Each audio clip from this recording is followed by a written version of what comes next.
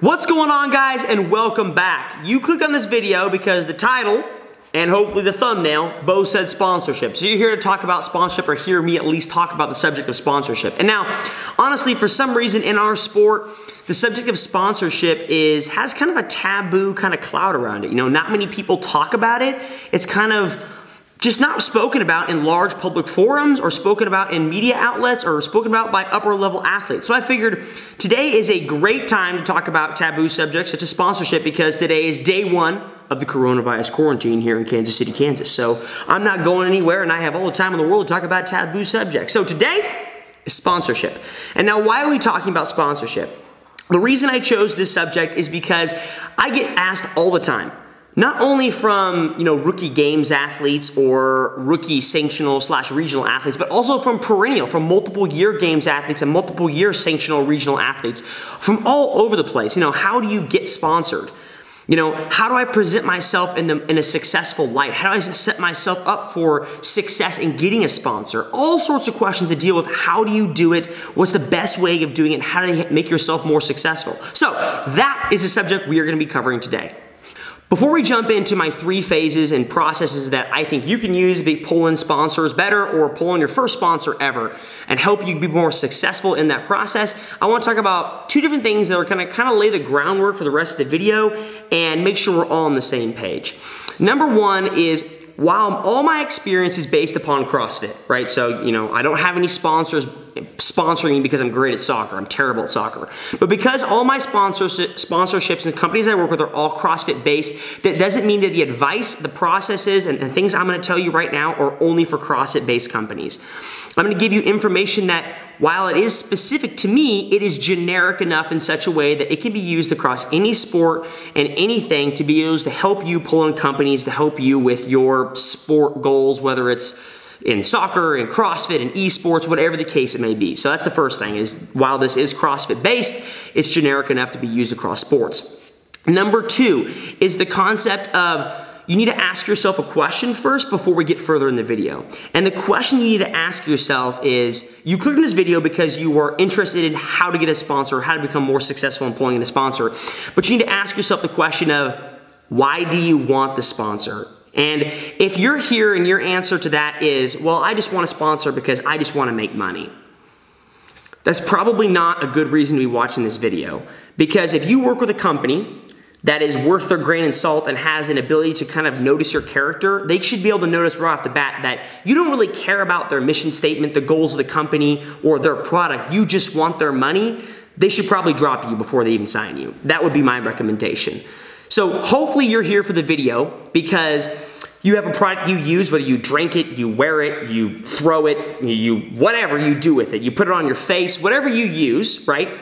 And you have a product you like, and you're like, okay, well, I like this product. Now, how do I work with this company? So that's the person that this video is for. It's not for the person who's like, well, I just want to make money, so I'm here to listen to this video, how I pull people in. Not going to be a video for you. So, without further ado, we're going to jump right into my 3 processes and phases I use to become more successful at pulling in sponsorships. All right, so here we are. Phase 1. The phase 1 to getting the sponsor that you want. The motto for phase 1 is, size doesn't always matter. I know that's awkward. We're going to get to what that means in a second. And so phase 1 is the evaluation phase. And evaluation phase is just like it sounds. It's the concept of taking a step back as an athlete and looking at yourself from a perspective that the company will do. Because as soon as you call up whatever company you want to work with, the first thing they're going to do is Google you. And they're going to look you up on social media platforms. They're going to say, okay, do they have an Instagram? Do they have a Twitter? Do they have a Facebook? Whatever the case may be. And they're going to try and figure out who you are and evaluate you from your perspective.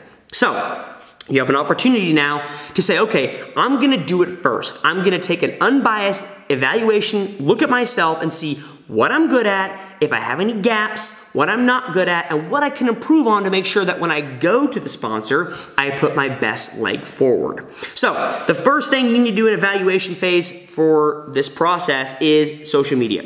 Social media is thoroughly, I can't stress how important it is. It didn't always used to be like that, but it's going this way now. So the first thing I'd recommend is this. If you don't have a social media platform on Instagram or whatever, TikTok, YouTube, Facebook, Pinterest, Reddit, whatever you choose, I recommend you get one. Because if you don't have a social media platform, then companies probably aren't going to want to work with you. Because as an athlete, you will use that platform to pitch or show that company's product. And so if a company can't piggyback off your platform to show what they have that you use, they're not going to want to work with you. Obviously, there are some cases where they do, but that's not going to talk about that. So anyways, social media. Actually, funny story, in 2013, I didn't have any of that. I had a Facebook page, but Facebook's not a really good example of a social media platform that a marketing team can use. And so I had a Facebook page, and a buddy of mine, Vince, told me, he goes, hey, you need to get an Instagram. And I was like, dude, I don't want to get Instagram. That's dumb. It's a waste of time. I think it's stupid.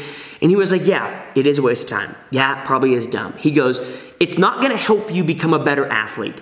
He goes, but if you become a better athlete, you can use your social media platform, your Instagram page, to help you out. Maybe to pull in sponsors, to maybe, get you knee sleeves or get you shoes or get you grips. So therefore, it's saving you money in the long run. And so I did it. At the time, I had a flip phone, and I couldn't log into Instagram via flip phone. It was like a crappy flip phone, unbreakable, by the way. But I used an iPad. And I took pictures on an iPad and I posted to Instagram. That's kind of how I started. But looking back, that was one of the greatest decisions I ever made. Yes, it is stupid, and yes, social media is a waste of time sometimes. But at the same time, if you're looking for sponsorships, you need to present some form or fashion and evaluate yourself in such a way that companies want to work with you. So now we're getting into the idea of size doesn't always matter, because I've done my own managing as an athlete for a couple years now, and one big thing I've noticed is when you work with companies, the first thing they do is, they say, okay, well, Jacob Heppner wants to work with us. And so they'll say, okay, we'll look him up on Google, and they'll make sure I'm not a serial killer. And the second thing they're gonna do is they're gonna go to Instagram, they're gonna type in Jacob Heppner. And they're gonna look him up and be like, oh, he's got this many followers. And while number is important, right? You need to know the group, the following, whoever's following the athlete, you know what the numbers are and how big their community is. At the same time, you need to realize that numbers aren't really important on social media, because I can go out tomorrow with $20 in my pocket and buy like 50,000 subscribers or 50,000 followers on Instagram. Like, it's super easy. If you have 50 bucks, that could be 1 million followers by tomorrow. The important thing that you can still somewhat fake, but it's expensive, so it's really hard to kind of find out. The important thing is engagement. And that's what you need to focus on. And now, why am I telling you this? You might be asking yourself, okay, well, I want to work with this company, but I'm too small, so this is kind of discouraging. That's why I'm getting to engagement, because I want to make sure you're not discouraged and you understand that you have an out that you can use to make sure you're successful pulling in a sponsor. If you aren't a large athlete in your sport, you don't have a large social media following, that's completely fine. Showing engagement is, I think, one of the most important things you can do to pull in sponsorships. And what you can do is, instead of focusing on the numbers you have, hey, I have 1 million followers or I have 1,000 followers, instead you show the company, hey, this is how engaged people are. And when I say engagement, what I mean is, when you have a call to action on your social media platform, how many people take that call to action? And that's engagement. Essentially, engagement is when you say something or do a call to action or show something, how many people take advantage of what you're saying? Essentially, how many people trust you and say, oh, Jacob wants me to watch this video? Cool, I'm gonna watch it.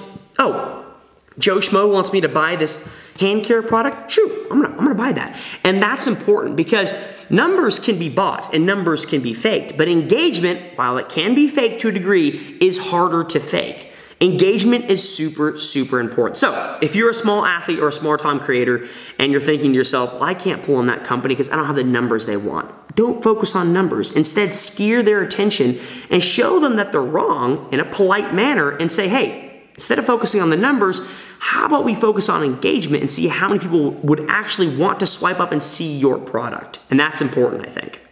All right, so we're on phase 2. Phase 2. Now I want to backtrack. Phase 1, you step back and you took a look at what you are, you represent, and what you can bring to the table. Essentially, what you can bring them, what value you can provide this company. Step 2 is the opposite of that. Step 2 is the discovery phase. And discovery phase is now you're gonna go out and do some research and determine the company you wanna work with, who they are, and what they represent. So the best example I can give to you is a job interview, right? So if you got a job interview, you've applied for it, they're like, hey, Jacob, come in and do an interview with us. We're interested in maybe hiring you. Before you show up, you're obviously gonna know what you applied for, what the job title is, what the company is, you know, what your salary is, who you're gonna be working with. You're gonna do a lot of research on this company because you don't wanna show up and the interviewer is just like, dude, this guy's a fool. He doesn't even know what he's applying for. Like, you're not gonna make it very far in the interview. You can't really fake that, right? And so, treat this idea of pulling in a sponsorship, it is a business transaction. No matter what they say, it is a business transaction that hopefully garners a great positive relationship. But at the same time, it is business. And so you should treat it as such. Treat it as a job interview. So if you're gonna do a job interview, you're gonna do your due diligence and your research beforehand. So the sponsorship meeting, the first call with the sponsor, whether it's through email or a phone call or Skype or in person or whatever, has to be done in the same manner and aspect. And that is doing your research and your due diligence beforehand. This company you wanna work with, you need to put in research and determine what are their goals? You know, what's their mission statement? And do you fit those? Like, are those the same things you have? I mean, are their morals different than your morals? If that's the case, may not be a good fit. You know, what's their target audience? Who are they trying to sell to? Do you actually use their product? What kind of athletes do they already work with? And what's their target audience are actually two things that are coming to the next phase that are gonna be very, very important. Who do they work with? And so those are things you need to determine beforehand. Now, I say this information, this research, and this due diligence in such a way that you shouldn't use it negatively. And what I mean by negatively is it would be very easy for you to go out and research the goals, the mission statement, their target audience, all this information, and then when you jump on a phone call with them, you know that you don't meet that, but you don't care about that. Instead, you want whatever they're offering, their money or their product or whatever the case may be. And so you fake it. You say, oh, this is your mission statement and goal? Mine's the same way. Oh, you're selling this? I love your product. Oh, this is your target audience? Perfect. That's the same group of people that follow me. And so it'd be very easy for you to take the information you've researched and done and turn it around on its head and fake it and pitch yourself to a company to positive light that in actuality is a lie. I would highly recommend, just don't do that. Like, it's gonna get found out sooner or later. I'm not speaking from experience, but I'm speaking from a knowledge of sooner or later, the lies and the things you come up with are gonna get found out. And you can't fake passion in a company long enough. They're gonna figure out sooner or later that, hey, this guy doesn't really have the same passions, moral character, code of conduct, whatever the case is. He doesn't meet our company, and they're gonna drop you. And you want, in the long run, I'm almost told my rant. In the long run, you don't want to leave behind a bunch of companies that are like, yeah, I hated working with Jacob Heppner, like he was the worst. Instead, you wanna leave behind companies that are like, you know, Jacob, like, we liked working with him. He was a good dude to work with. He was always available for us to talk to. He always was there for us if we needed him, yada, yada, yada. You wanna leave behind those a good rapport. You know, you don't wanna burn any bridges, lack of better terms. Anyway, so, discovery phase. You're now looking at the company, determining some due diligence and some research. And honestly, for some reason, this is, I think, one of the most important phases. You need to do research and be an adult. You need to be an adult and go out there and find out what you need, who they are, and essentially, can you meet that? And so, this is the most important phase that a lot of people, a lot of athletes and people overlook. For some reason, I don't know. And it probably doesn't take that much time to do it. And it allows you to determine from the beginning, are we gonna be a good fit? So, that's phase number 2, the discovery phase. All right, so we are on phase number 3. And phase number 3 is the assessment phase. The first phase, we just took a step back. We looked at ourselves and we said, okay, what can we offer? What can we provide? What can Jacob Heppner provide you? Phase number 2 was the discovery phase. And that was, what does this company I want to work with, what do they want? Like, what are their goals? What are their needs? What are they looking for? What's their target audience? And phase number 3 is the assessment phase. And that's where we take what I offer and what they want and we marry it up and mesh it up and see how well we can fit. How well do we fit and what can I provide them? Because really what it comes down to, when you pull in any kind of sponsor, you have any call with a sponsor, or you're in any job interview, which I've compared the two together, they're pretty similar, is you need to answer one simple question. And that simple question is, how do you and can you provide that company value? If you can't answer that, then, I mean, they may still work with you, but if you can answer that for them, then you are a foot in the door. If you can show them that you can provide them value, hands down, and I don't know why they'd turn you away. And so, I'm an entrepreneur at heart, for those of you that know me. And so, I had an idea a few years back to create a software, a platform, an app that would answer this question in such a way. And actually now, there's a company that pretty much owns the market on it. And so the company is called Up Influence.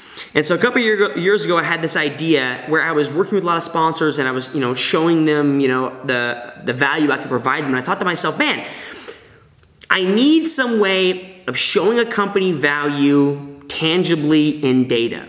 And so I had this idea that I pitched to my CEO of the company I was working with at the time, but we ended up not going through with it for whatever the reason was. And so my idea was this. You want to take what I can offer, and again, remember, everything's via social media. So who follows Jacob? Break it down by demographic, who they are, gender, all sorts of things. Who follows Jacob Heppner? What can I provide? And then you look at the target audience. Who are they trying to sell to? Who are they reaching? And who is their biggest? Who buys the most from them? And then if you can marry it up and show them that, hey, what if you can show them that I have all these unique followers that follow me that don't follow you. So essentially, if you work with me, then there's an untapped market that I can provide you that can then buy your products. Because for some reason, this untapped market of unique followers that follow Jacob Heppner aren't following this company, then it's product and consumers that they haven't reached yet for some unknown reason. But I can provide that for them. And so that was the idea I had years ago that essentially I didn't work with it. I'm an idiot. And now there's an application out there called Up Influence online that actually does that for you. You have the ability of putting in 2 different unique entities on social media, like their handle, their IG handle, or their YouTube channel, and it'll give you all the data that you could ever want for. And I know your eyes are glazing over right now and you're like, this is way too much data. But you have to understand that in an effort to answer how do you provide value, this is a huge way of doing it. If you can walk into a job interview or walk into a sponsorship interview and show them data-driven answers and say, look, I might not have that many followers on Instagram, but I have a large engagement, I have a really high engagement, and also I have a unique amount of followers that follow me, that don't follow you, that match your target audience. If you don't get hired by that company or that company doesn't sponsor you, then that marketing team is full of idiots. My personal thought. If you come in with data like that, I would hire you on the spot. And if I was owning a company, I'd work with you on the spot because you obviously came in, did your due diligence, you care about my company, you want to be there, and you did an evaluation, a discovery, and an assessment phase, and you came to me and gave me information that I wanted to hear. And so that's assessment. Assessment is the concept of taking everything that you provide, taking everything they want and marrying it up. And that's just one prime example of showing target audience. You could also go even further and say, okay, you as a company, these are some of the athletes you already work with. You could take that into consideration. Say, these are the athletes you already work with, and I want to be one of your athletes. And they might say to themselves, okay, well, why do I want to put you in our pool of athletes? Why do I want to add one more to it? Because I'm going to have to pay for you or give you product or whatever. And that's another option. You can say, okay, well, this is the value I provide because I have people that follow me or people that have high engagement that work with me that don't follow any of the other athletes you work with. And that's another way of showing value to people that I believe that app also does. And so being able to show value is huge. And now I'm, of course, a data-driven person. That's the way I want to do it. And that's not how you have to do it either. There are obviously 100 different ways of doing it. But that's the assessment phase. The assessment phase is how do I show value to the sponsor in such a way that they are like, we got to work with this guy. And that's the whole goal, is if you can answer that question and show value, there is no company in this world that will never, ever want to work with you. I'm not sure if I said that right, but you get the point. They want to work with you because you provide them value and they see value in working with you. So, evaluation, discovery, assessment. The fourth thing that's not really a phase or a point, but I'm going to throw it in near the end here, is the ability of contacting this company, right? So you've already done all, you know who you are, you know who the company is, you know if you're going to fit together, you have a very well-made and ready to go conversation you're gonna have with them. And now you have to have that conversation. And so a lot of people ask me, okay, well, how do I contact companies? How do I get a hold of them is the main question. And you know, it's an important question. Obviously, my answer to that is first make sure that who you are, who they are, if you fit. And then from there, if you know, okay, I've got a good, valid argument here, then you're like, okay, now I'm gonna contact them. A lot of people will jump all these steps and go straight to contacting them without having any idea of how to do it. So now that you're gonna contact them, my biggest recommendation and advice for that is make sure they know that you are human. In this day and age, there are so many bots out there and emails and spam and people on Instagram asking to pay for your blue check mark that you just have to make sure they know you're human, you know you're real, that you're dealing with a human. And so yes, in the beginning, you might have to email the marketing department. You might have to slide into their DMs on Instagram.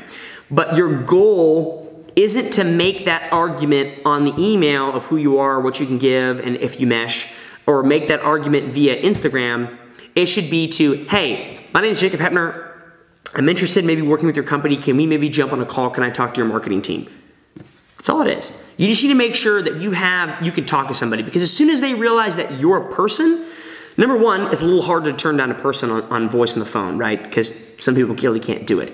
But it's two, because you can, on a phone call, interpersonal communication, you have the ability to show how eloquent you are, the ability and the data-driven advice you have, and who you are, who they are, and if you can mesh. And you can present that in a really smart, intelligent way. Whereas an email and a text message, or you know, like a DM on Instagram, that's very hard to present your case, where a phone call is much better. Now, one piece of advice I have for a lot of people is make sure you're good at a phone call. I say that, and it kind of sucks you have to say it, but in this day and age, so many people spend so much time texting and on a Snapchat and whatever and this and that, that they're not really good at an interpersonal, face-to-face communication, whether it's in person or on the phone. And so make sure you're good at that. Practice that if you have to. And so that's what I'd recommend. If in the contacting a company, in the final stage of the process, and contacting the company you're interested in, make sure they know that you're human. And the best way of doing that is getting on a phone call. So don't pitch it via email, don't pitch it via Instagram. Set them up and let them know what you're gonna talk about, so they can turn you down if they need to. But say, hey, I want to speak to your marketing company, who is ever in charge of athlete relations. Can I get on a phone call with them? And then the phone call is where you get to know the person you're talking to, tell them who you are, talk about their company, and how you can fit their company. Essentially everything we've talked about. And I guarantee you, with those three phases, plus the fourth of just kind of being interpersonal communication and being a human, not a robot, there's no company in the world that won't want to work with you. As long as you present the case in such a way that's truthful, logical, and you mesh well with them, your target audience is a following group that you have, it's unique to you, and you have people that follow you that are very engaged in who you are, someone will work with you. I guarantee it. If you guys have listened this far, I really appreciate it. Thank you so much for your support and just listening to me yabber about sponsorships. If you do try these steps that I use personally myself, and they're successful, let me know down below. I'd appreciate it. Feedback is great for me. Anyways, on the separate note, I am stuck here for 30 days. I'm quarantined for 30 days in my barn and my house, and I can't go anywhere. So, if you have subjects you want me to talk about, I can easily pull out 2 boxes of microphone and talk to you guys about random things like this. So, thanks for watching, guys. Everyone have a great day. We'll talk to you guys later. See ya.